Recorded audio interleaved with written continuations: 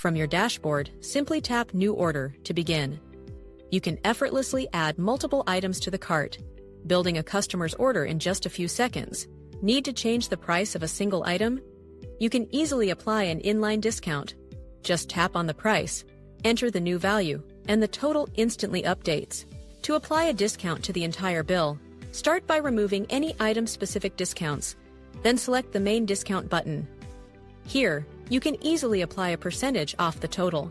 Alternatively, you can offer a specific monetary value discount on the whole order. Just choose the value option, enter the amount, and save.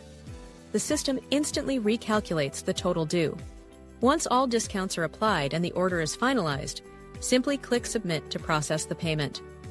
Your system confirms that the order and payment have been processed successfully,